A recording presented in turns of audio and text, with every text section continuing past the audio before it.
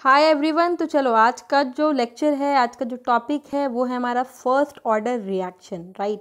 हमने last lecture में क्या देखा था? हमने लास्ट लेक्चर में ज़ीरो ऑर्डर रिएक्शन देखा था। उसमें हमने रेट इंटीग्रेटेड लॉ सीखा था कैसे निकालते हैं, और हाफ लाइफ सीखा था कैसे निकालते हैं। ये सारी चीज़ें पढ़ने के बाद आज हम देखेंगे फर्स्ट ऑर्डर रिएक्शन। देखो इसमें भी कुछ करना ज़ीरो ऑर्डर की तरह। अगर आप क्या करोगे, ज़ीरो और फर्स्ट ऑर्डर को एक साथ कोऑर्डिनेट करोगे तो ये चीज़ें आसान हो जाएगी आपको याद करने में, आपको समझने में, राइट।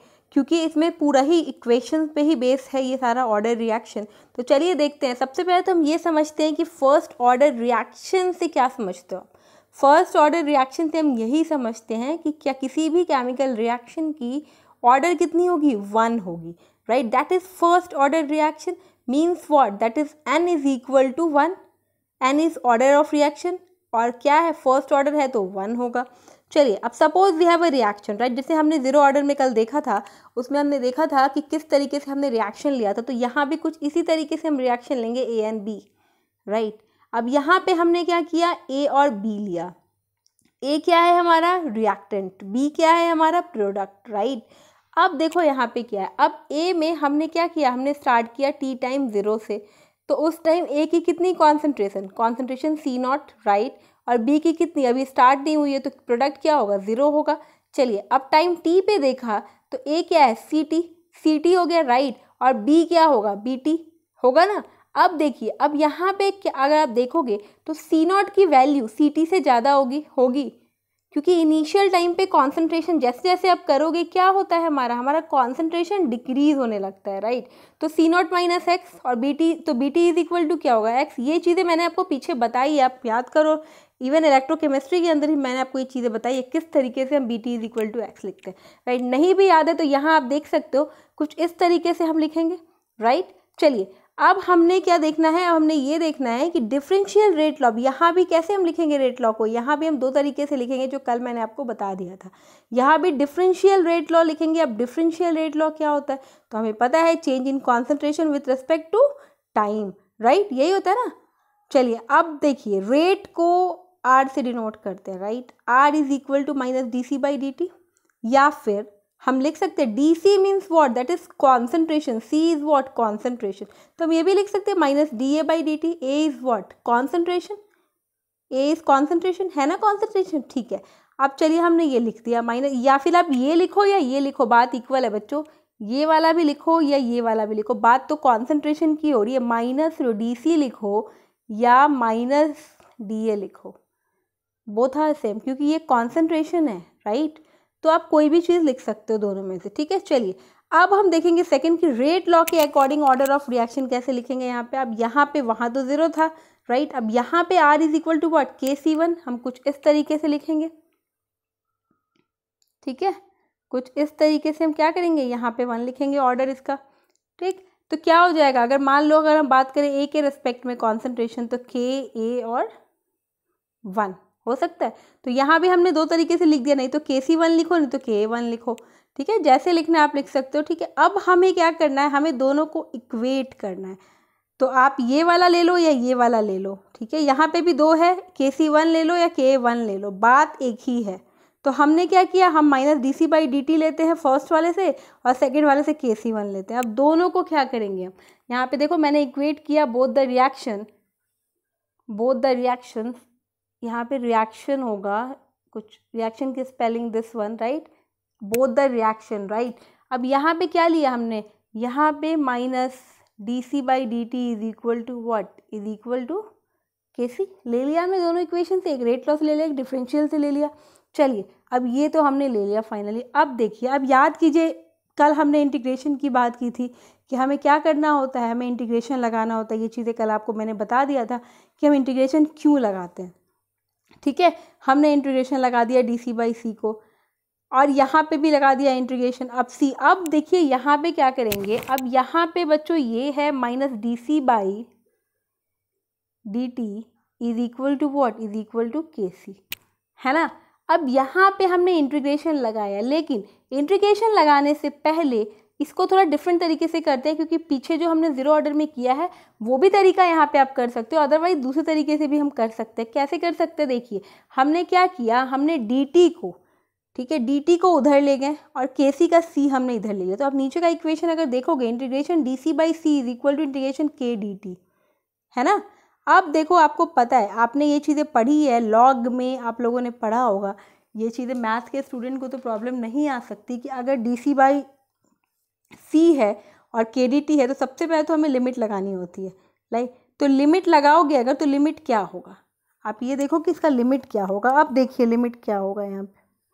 अगर मान लीजिए D C by C is equal to K D T, कुछ इस तरीके से। अब आपने यहाँ पे लिमिट लगाना, तो क्या लिमिट लगाओगे, ये सी नॉट से स्टार्ट हुआ था, कहाँ तक गया था, हम ए और बी वाले रिएक्शन की बात कर रहे हैं, तो ये सी टी, राइट। यहाँ पे 0 से स्टार्ट हुआ और टी टाइम तक गया, है ना। तो ये हमने लिमिट लगाया, क्योंकि जब तक लिमिट नहीं लगाते तब तक पूरा नहीं होता। अब देखिए लॉग, अब यहाँ पे बात आती है एल एन सी। अब ये एल एन सी क्या है, राइट। अब ये एल एन सी का मतलब होता है, एल एन सी को अपने मैथ्स के स्टूडेंट जानते होंगे कि L N C log base E भी बोलते हैं, log base E L N को, मतलब एल एन और लॉग बेस ई इक्वल होता है। तो यहाँ पे हमने क्या किया, एल एन सी कर दिया इज इक्वल टू के टी कर दिया, ठीक है। अब देखिए यहाँ पे हमने नीचे लिखा L N C T minus L N C not is equal to what, minus K T, ठीक है। तो L N C T is equal to minus K T plus L N C not. तो ये एक one line का equation हमारा यहाँ पे डिराइव हो गया। आई गेस इस इक्वेशन में कोई प्रॉब्लम नहीं होगी, क्योंकि सिंपल सा इक्वेशन है इंटीग्रेशन वाला।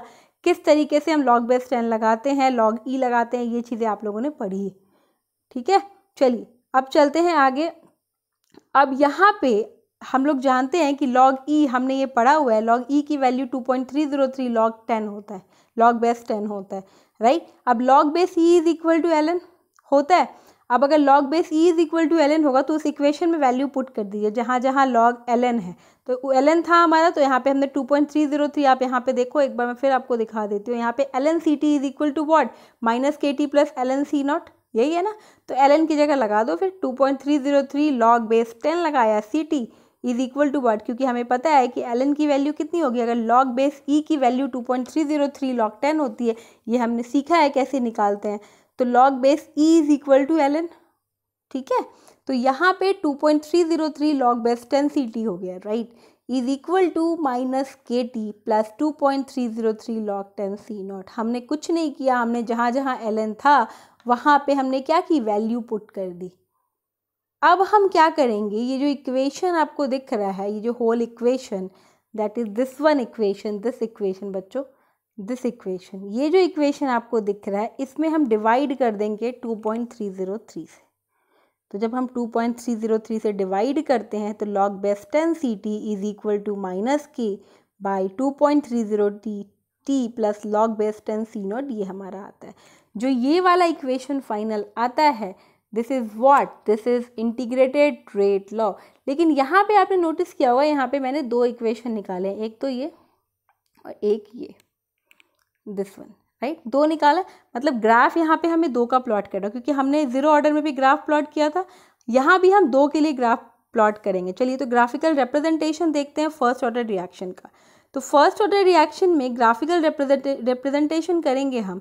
तो फर्स्ट वाला is what, that is first वाला is equation is L N C T is equal to minus K T plus L N C not, ठीक है। आप याद करो हमने जीरो ऑर्डर में, अगर जीरो ऑर्डर से कोरिलेट करते तो क्या था, C T is equal to, ठीक है, minus K T plus C not, यही था ना जीरो ऑर्डर में। लेकिन यहाँ पे एल एन लग गया, राइट, क्यों, क्योंकि यहाँ पे हमने दूसरे तरीके से किया है। यहाँ पे हमने क्या किया, यहाँ पे हमने लॉग बेस की जगह पे एल एन लगा दिया है। अब लॉग सेकंड क्या है, log base 10 C T is equal to what, minus K by 2.30 T plus log base 10 C not equal. देखो पिछले वाले इक्वेशन से जीरो ऑर्डर से कोरिलेट करोगे तो बात एक ही है, लेकिन ये फर्स्ट ऑर्डर रिएक्शन, तो इसको हम कुछ इस तरीके से लिखते हैं, ठीक है। आपके एनसीईआरटी में इसके ऊपर ग्राफ बनाने को दिया हुआ है, मतलब एनसीईआरटी में सेकंड वाला जो इक्वेशन है इसी पे ग्राफ।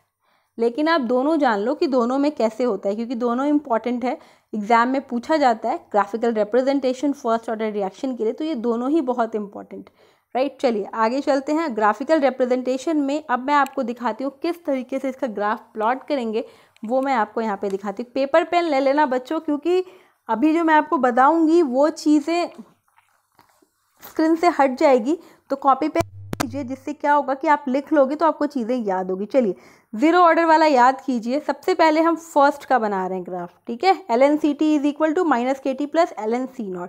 इसके लिए हमने क्या किया, हमने ले लिया कुछ इस तरीके से x और y एक्सिस, हमने दो एक्सिस ले ली। अब देखो, अब यहाँ पे ln CT है, यहाँ भी ये वन लाइन इक्वेशन, तो y is equal to mx plus c पे चलेगा।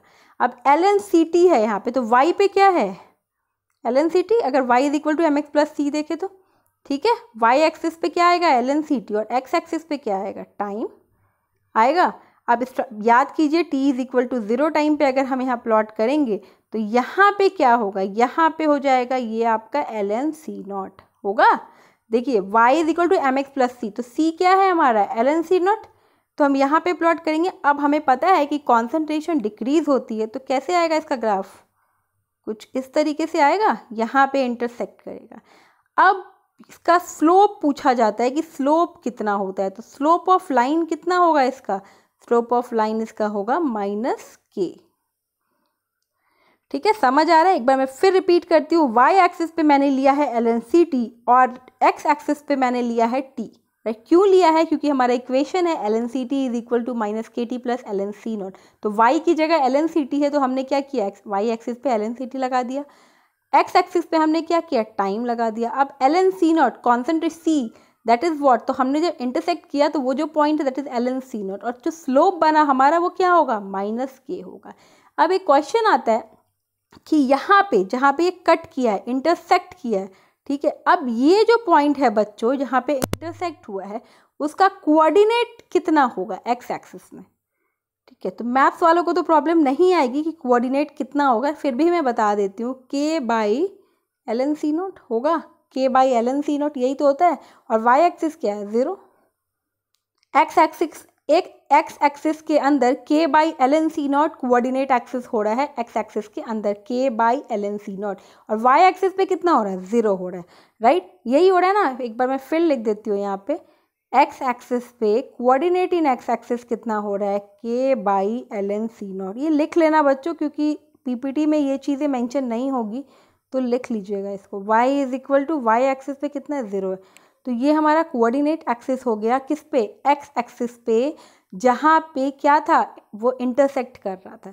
चलिए अब दूसरे वाले का भी आप बना सकते हो, बट फिर भी मैं बताती हूँ कैसे बनाना है। कुछ नहीं करना है, यहाँ भी हमें क्या करना है, यहाँ भी हमने कुछ इस तरीके का ग्राफ ले लेना है, x एक्सिस और y एक्सिस कुछ इस तरीके का, ठीक है। ये हमने ले लिया। अब देखिए ये इक्वेशन क्या बोल रहा है, log base 10 CT is equal to -k by 2.303t plus log base 10 C0। अब ये y is equal to mx plus c पे, तो y पे क्या है हमारा, log बेस 10 CT, और x एक्सिस पे क्या है, टाइम, राइट। तो मैंने टाइम ले लिया, ठीक है। अब यहाँ पे बच्चों t इज इक्वल टू 0 पे इसको भी करेंगे। अब इसका अगर यहाँ पे कट करेगा तो क्या आ रहा है, यहाँ पे आप देखिए log 10 C0 ये आ रहा है ना, तो यहाँ पे क्या हो जाएगा, log 10 C0, ठीक है। अब यहाँ पे ये आया, अब ये कैसे होगा, ये भी कुछ इस तरीके से इंटरसेक्ट करेगा, तो इसका स्लोप क्या है, वहाँ पे तो स्लोप -k था, लेकिन इसका स्लोप बच्चों ये वाला, that is what, -k by 2.303 होगा। तो ये तो इसका स्लोप हो गया -k बाई 2.303, ठीक है। तो यही चीज़ है, इस तरीके से हम ग्राफ प्लॉट करते हैं फर्स्ट ऑर्डर रिएक्शन में। ये जो दो इक्वेशन है उसका, दिस इज़ वेरी इंपॉर्टेंट। तो एक बार घर पे इस इक्वेशन को लेना, y is equal to mx plus c के फंडे से इस ग्राफ को प्लॉट करना, because this is very important for your exam. Slope पूछ देंगे आपसे कि स्लोप कितना होगा बताओ, तो ये चीज़ें आपको पता होनी चाहिए। अभी हमें फर्स्ट ऑर्डर, देखो फर्स्ट ऑर्डर बहुत इंपॉर्टेंट है, राइट। तो इसको बहुत अच्छे से पढ़ो, क्योंकि इसमें मैं आपको एक एक चीज़ बताने वाली हूँ। अभी ये बस नॉर्मल आपको मैंने ग्राफिकल रिप्रेजेंटेशन बताया और फर्स्ट ऑर्डर क्या होता है वो बताया, मीन्स उसका आपको इंटीग्रेटेड रेट लॉ बताया है। अभी इसके अंदर हमें पढ़ना है हाफ लाइफ, उसके बाद हमें पढ़ना है डिग्री ऑफ डिसोसिएशन, क्योंकि यहाँ पे जो C0 होता है वो पूरा नहीं टूटता है। डिग्री ऑफ डिसोसिएशन का क्या मतलब होता है कि कितना टूटा, कितना हमने डाला और कितना टूटा, राइट। तो यही होता है ना, तो हम उसको अभी देखने वाले हैं नेक्स्ट लेक्चर के अंदर। तो आज इसको प्रैक्टिस करिए। आज का आपका टास्क है कि आपको ये दोनों ग्राफ अच्छे से प्लॉट करना है और आपको इंटीग्रेटेड रेट लॉ सीखना है, किस तरीके से हम रेट लॉ निकालते हैं। तो चलिए आज के लेक्चर के लिए था इतना ही, मिलते हैं कल फिर नेक्स्ट लेक्चर में।